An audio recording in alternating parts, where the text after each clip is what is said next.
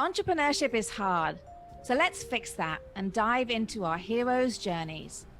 This is Taking Flight, an entrepreneur's journey, and I'm Sarah Torville. Join me as we delve deep into the passions, expertise, and experiences of those already in flight. This show is sponsored by EO Atlanta. Well, here we are for another Entrepreneurial Flights podcast.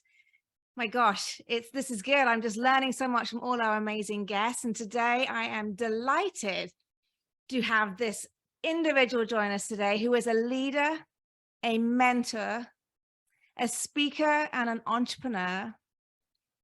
He is highly strategic, process-driven, president of FounderScale, Josh Sweeney. Wow, that's a lot. Thank you.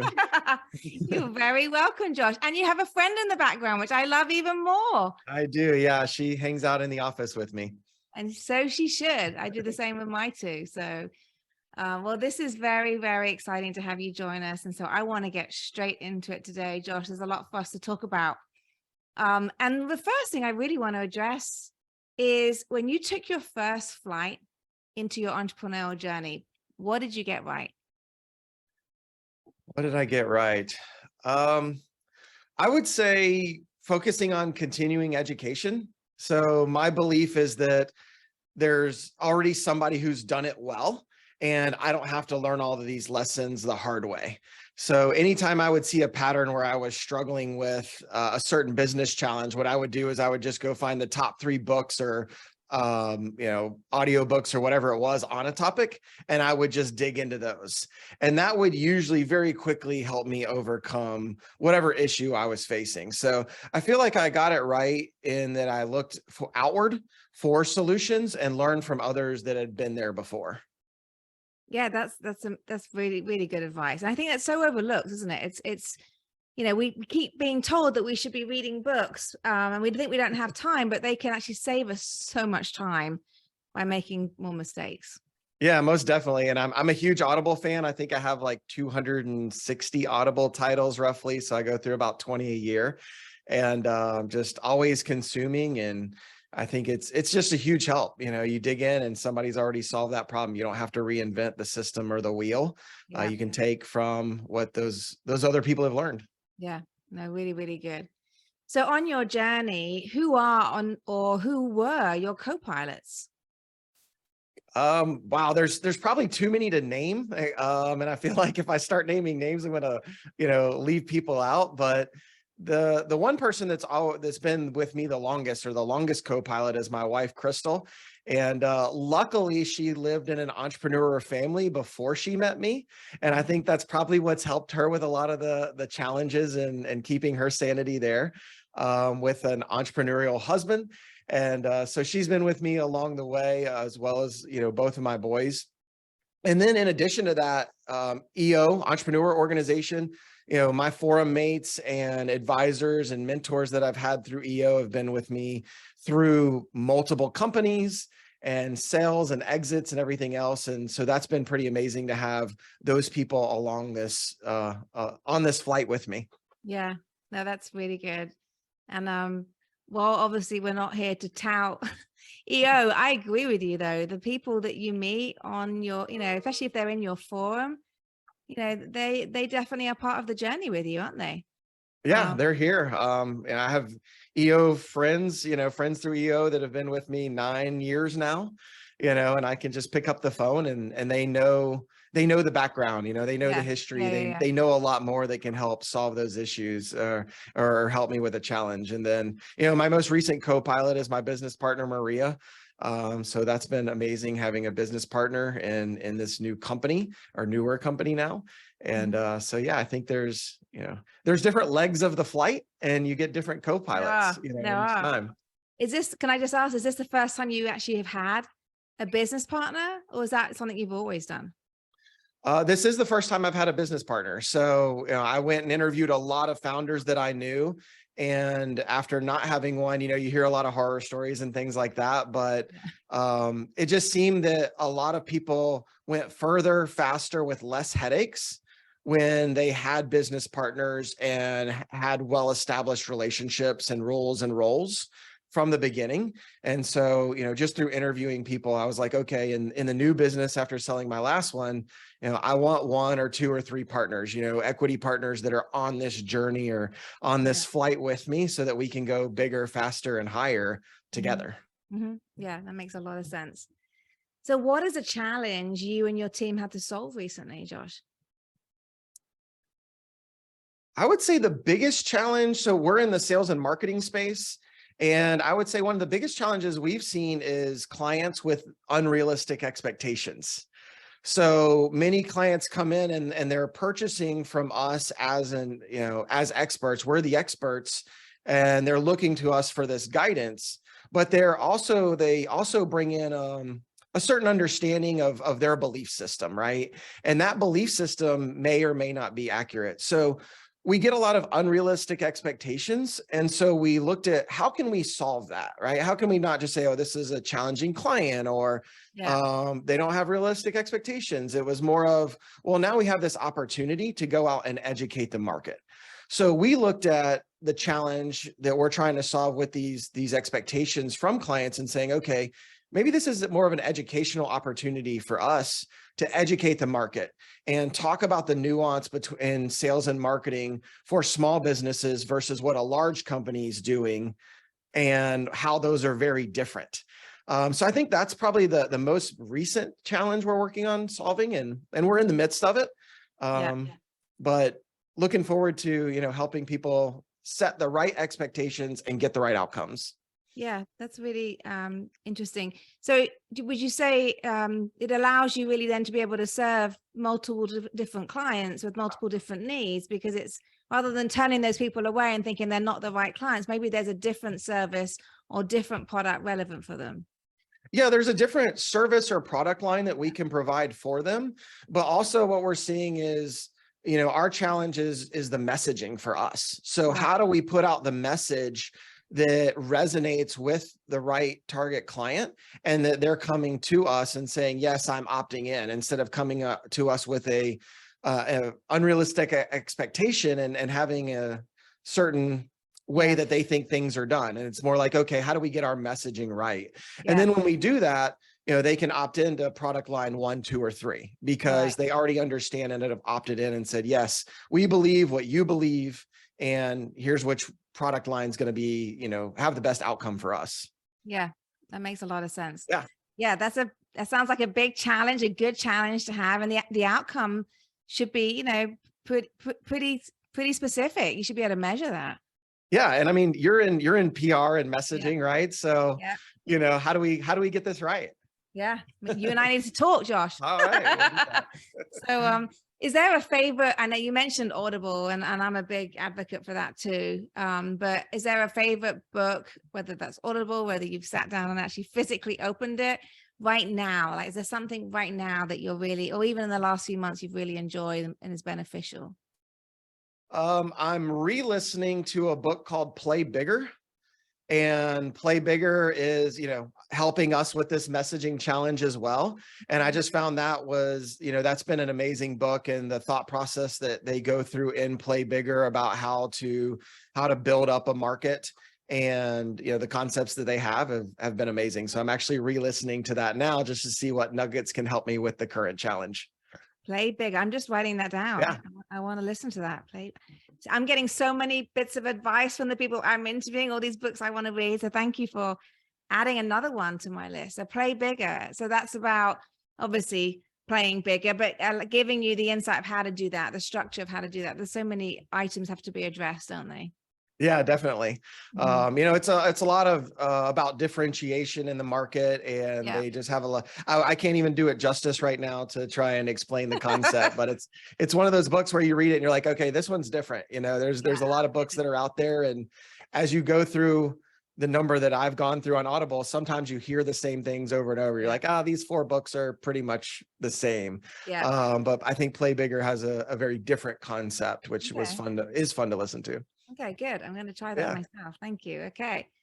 So what excites you about the future, your future of flight?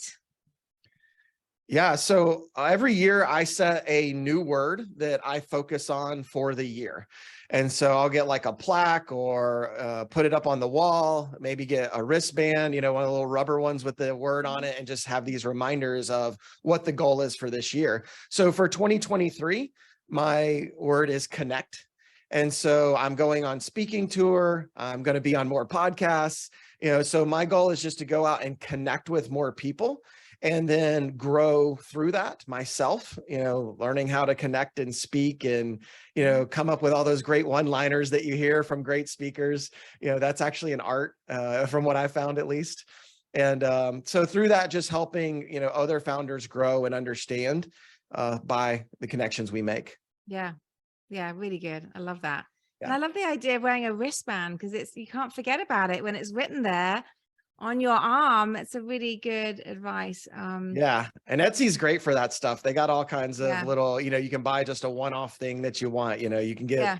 you get a little metal coin that has whatever you want to have on it that year. You can give those out to your team, so there's all kinds of little things, I think, nowadays that just make it really easy to reinforce that message and stay on track. Yeah. Have you felt when you've done that in the past, like, do you get to like November and think, you know what, that word is still meaningful? Like, tell me, does it really work, do you think? It's definitely, yeah, I get to the end of the year and it's still meaningful, but Yeah. it does start to wane a bit. It starts to get harder to focus. And Yeah. then, somewhere in Q4, you start thinking about Yeah, 2023. that's true. And so you're like, what was that word I had in Yeah. 2022? It's only Yeah. November and you're already thinking about the new one. Yeah. So yeah, I think there's a natural evolution, but maybe that's just the offset, right? It's I just, think it it's is. actually Q4 to Yeah. Q3 of the next year is really when Yeah. the word's mostly helpful.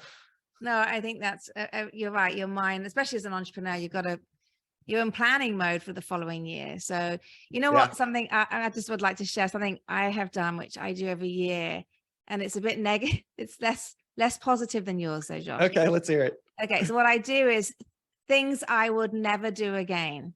So it's like, or what I did in 2022 that I would never do again, and they're business related.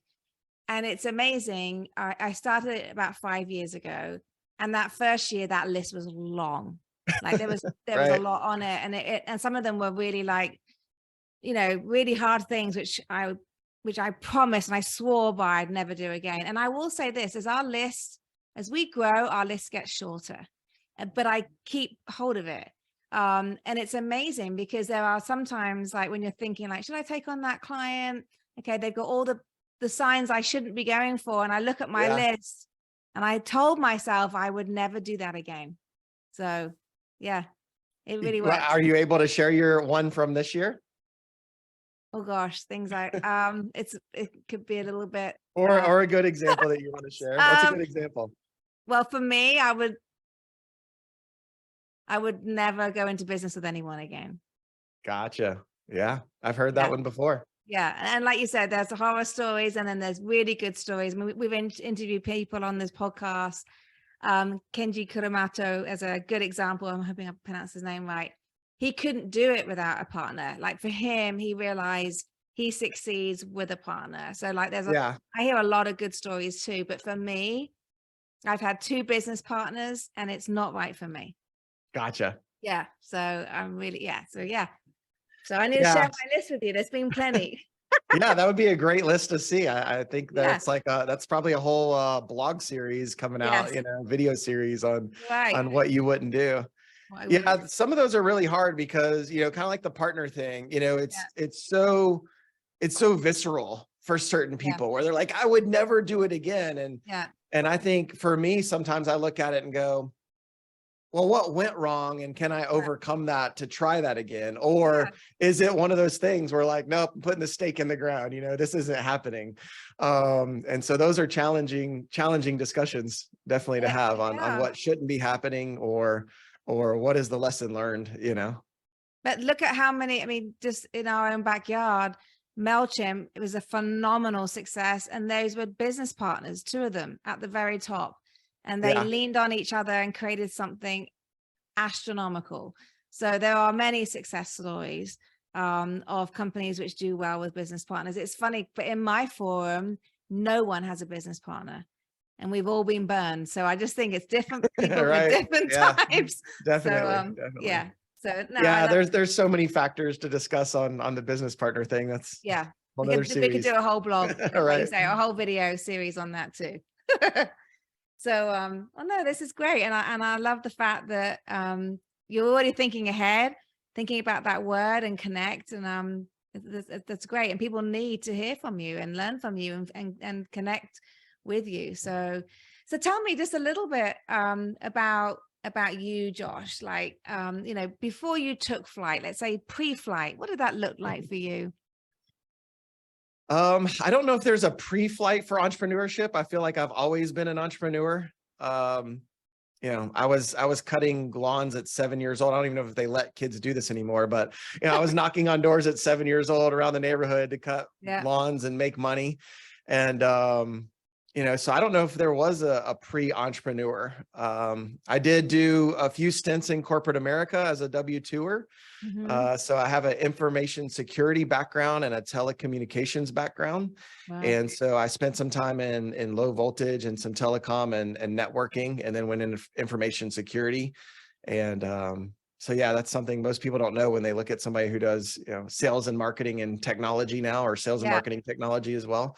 That's a little nuance. Yeah. And how pivotal do you think that those corporate experiences were for you and where you are now? I think for me, they were extremely pivotal, just because I got to see, one, how those organizations work, how they make decisions. And so in my last company, we dealt with a lot larger companies than we work with now. And so you get some insight into that. I think you also kind of like your never do list. I really did discover, for me, that was something where I wouldn't say I would never do it again, but it would have to be a very, very compelling reason why I would go into an enterprise level company. Yeah. So I got to know what environments do I like working in and what don't I like working in. It was educational from, like, for example, from a culture perspective.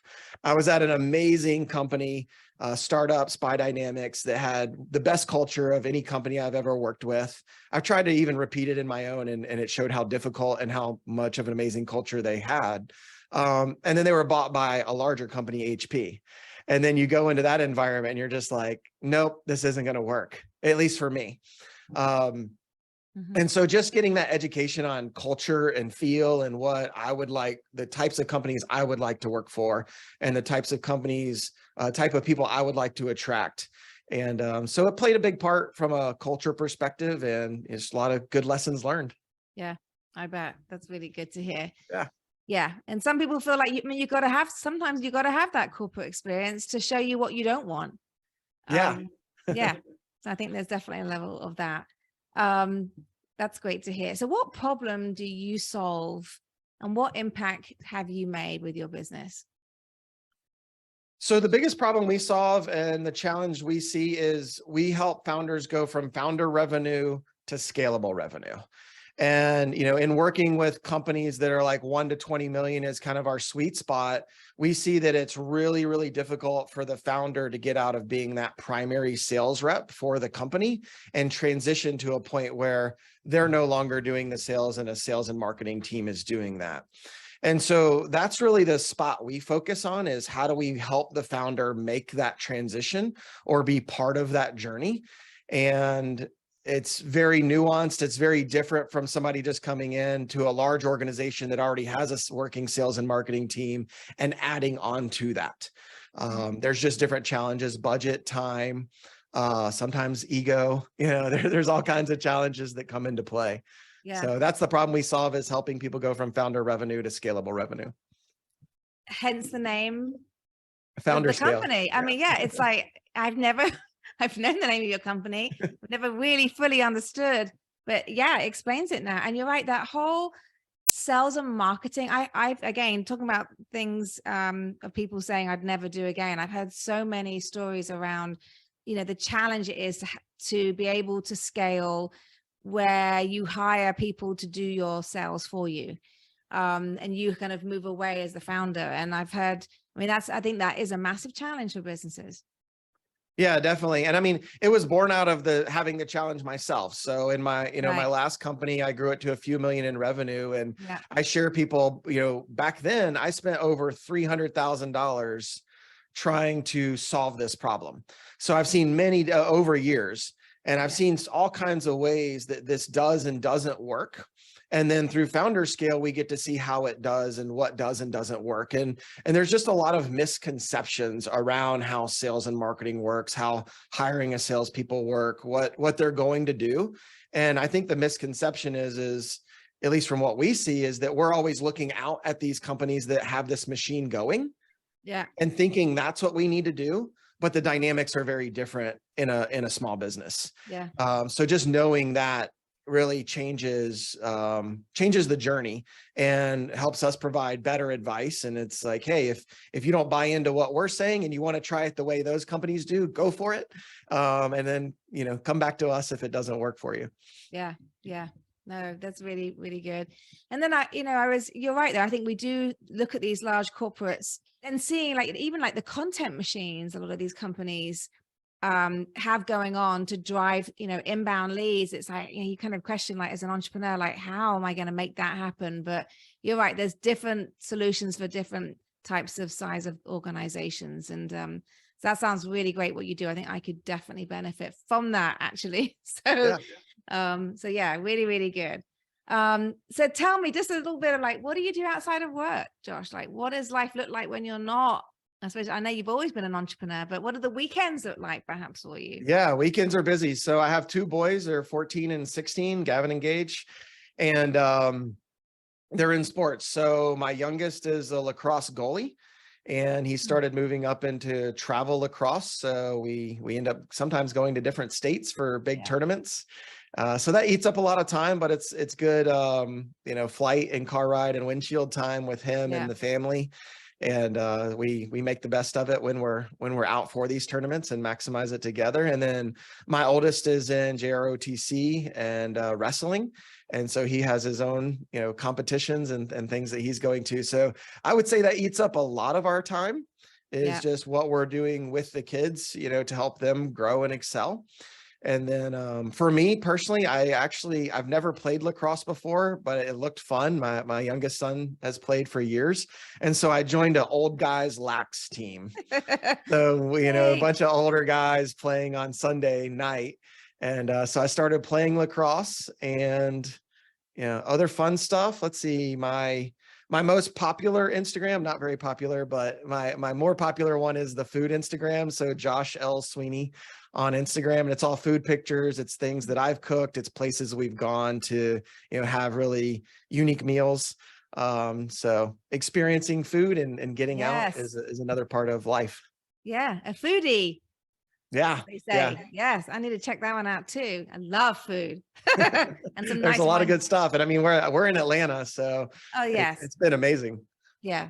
Really, really good. So where can people find you, Josh, if they want to connect with you? What's the best way? Sure. So you can go LinkedIn, search Josh Sweeney Atlanta, find me pretty quickly and shoot me a message. Instagram, Relentless Founder is my handle. Or you can go to founderscale.com, click the contact button and shoot me a message, and they'll route it to me. Great. Nice and easy. I love that. Well, this has just been really enjoyable. You've definitely taught me some things, Josh. I've written down a few things, so I appreciate that. And I'm sure our guests will feel the same. But so thank you so much for joining us today. Yeah. Thank you for having me. You're really welcome. And thank you to our audience. If you learned something today, or you laughed, I'm hoping you laughed, or you jotted some notes down, please tell someone else about this podcast, The Entrepreneur's Flight. Again, thank you, Josh. Thank you. This has been another exciting episode of EO Atlanta's Taking Flight, and I look forward to seeing everybody next time. And so that wraps up another episode. Thank you for joining. For show notes and other episodes, visit us at takingflight.live. For more information about EO Atlanta, visit eoatlanta.org. Special thanks to the following sponsors: